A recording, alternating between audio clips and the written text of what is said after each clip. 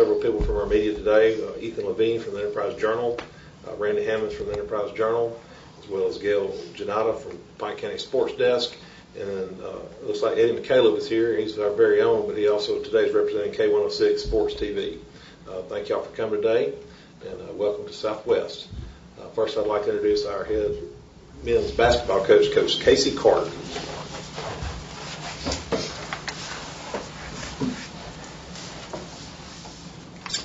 I'd like to reiterate everything that Dr. Ashley said. We definitely appreciate everybody coming. It's a really good crowd.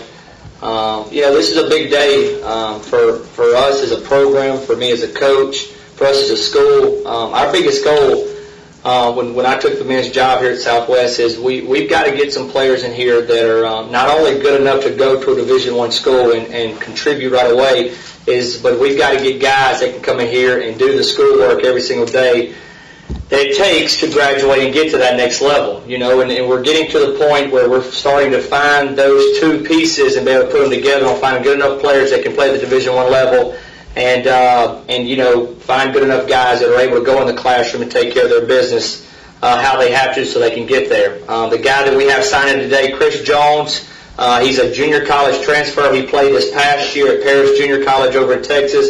Had a really good year for a lot of different reasons.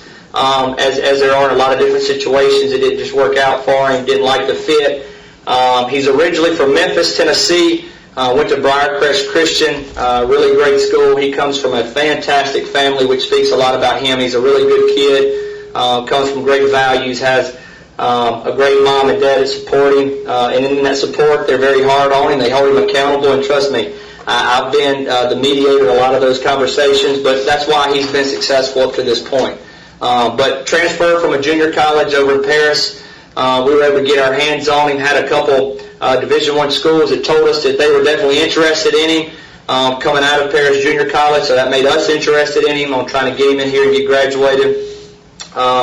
He's come in here and done a fantastic job. Obviously it's well documented. We lost a really good point guard who's starting for UNLV right now, and that's tough shoes to fill in DeVille Smith. And He's done a pretty good job at it. Ever since he's got here on campus, he's all been about business on getting here and getting to work. He's from Memphis. I don't think you haven't been home one time, have you, Chris? Since he showed up, and even when we signed him in the summer, he, as good as home life is, he's ready to get out here and get to work. I think he is getting to get home for Thanksgiving. I know he's probably a little bit ready for that now, but he's been in here and he's been working hard. He's just a huge asset to our program. He's a scoring point guard. And that's what Troy liked about him when we talk about who he signs with. DeVille, in a sense, was a kind of a passing point guard. Chris likes to go score, and there's nothing wrong with that. He scores it in a lot of different areas. He can shoot it. He can get to the rim. And at the same time, he can get other people involved. Troy University is a school that he's signing with today.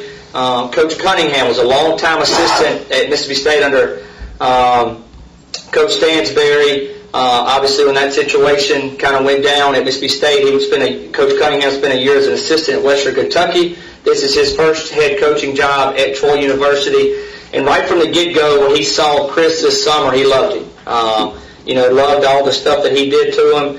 They spent a lot of time with Chris. Chris had a lot of different options, a couple of different schools messing with him, but Chris kind of felt the loyalty that they brought to him. We went over to Columbus, Georgia, played 3 scrimmage games, and Coach Cunningham, an assistant, was front row center at all 3 of his games. And he kind of felt, these guys I'm pretty important to them, and it's always important to go somewhere where you're needed. He felt that need right after the Columbus, Georgia event, even though he had a fantastic day and his recruitment could have picked up a ton. He wanted to, show loyalty and them being loyal to him, and he committed to them that day, which was late, mid-October.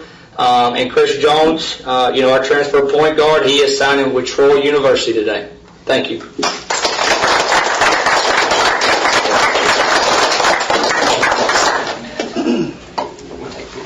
Congratulations, Chris. We're very proud of you here, and I know you're still representing us as we work on winning our state and possible further championships here at Southwest. I'd like to introduce Coach Lee Kirkendall, our baseball coach.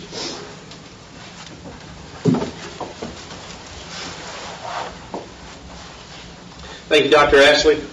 Like Coach Carter had mentioned just a few minutes ago about Chris and his academic prowess and getting players to do what they need to do in the classroom to move on to Division I level. It's something we talk about to our players all the time, particularly as they're going into their sophomore year. All these schools that are interested in good players, when they see a good player, the first thing they ask us is, what's the college GPA? What kind of student is he? Will we have any troubles with him? Can we recruit him as a student athlete? And particularly in these years more so than ever before, because of academic reform and the APR now being such a big deal at the college level, they no longer can take academic risks. We've been very fortunate over the last few years that we've had a lot of great academic students in our program.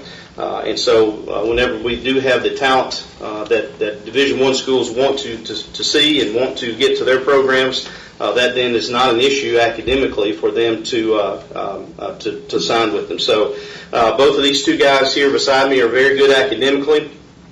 They're both going to very good academic schools, which we'll talk about in just a minute.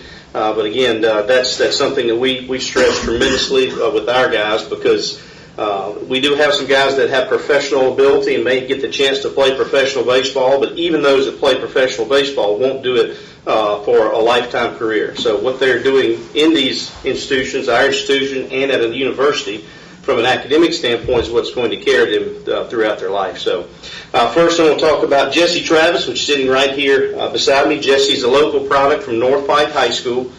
Jesse has come a long way as a pitcher. As you can tell, he's a little bit taller than even the other people sitting around, and Jesse's 6'7", weighs about 235 pounds. So as a pitcher, that's the good place to start, is with that size. And he's tremendously works and tried to get to where he needs to be. He got a lot of action for us last year as a freshman and progressed to the point to where the Milwaukee Brewers decided to take a chance on him and draft him in this past year's free agent draft. It was a situation where he was offered a signing bonus, but because of the round that he was drafted in, he and his family and obviously our coaching staff felt it would be better for him to come back to school for at least one more year.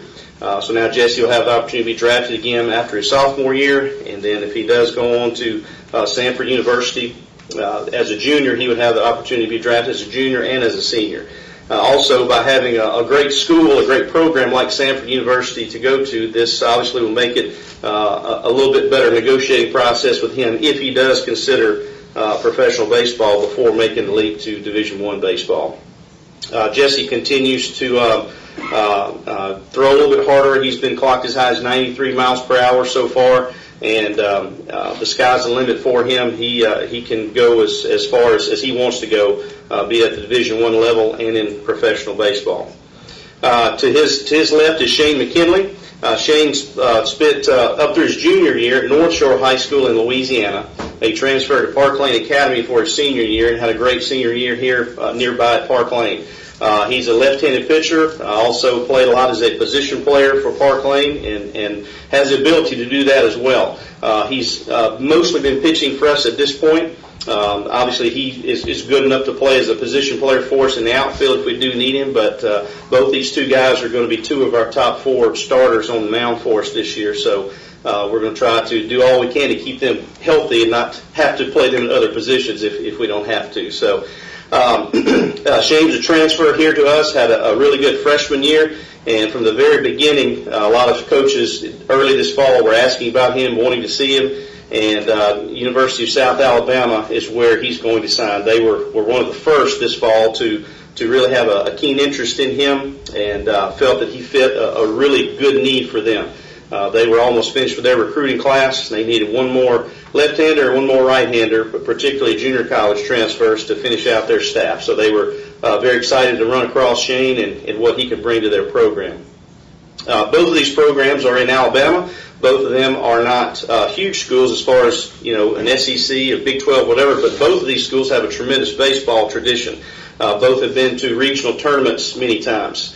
University of South Alabama has been a great baseball university for several decades. Mark Calvey is their head coach. He was on Ray Tanner's staff at the University of South Carolina, did a lot of great things with him at South Carolina. So he's really improving the South Alabama program.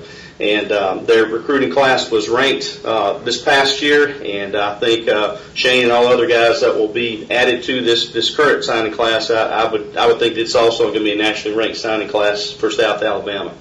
Samford University is coached by Casey Dunn. Casey Dunn's a former catcher at Auburn, former assistant coach at Auburn, and some other large Division I universities. Samford University is his first head coaching job. He's been there almost 10 years now and has done a great job there. They've done a tremendous job with improving their facilities, and as mid-level Division I schools go, South Alabama and Samford both are second to none as far as facilities with those size schools. So both of these guys have some tremendous ability and some great days ahead, hopefully for us, and then hopefully at the next level for these two universities. So, as Coach Carter mentioned, we appreciate all of you coming out today to support these three young men. All three are good guys and are all representing Southwest Community College well to this point in the school year. Thank you.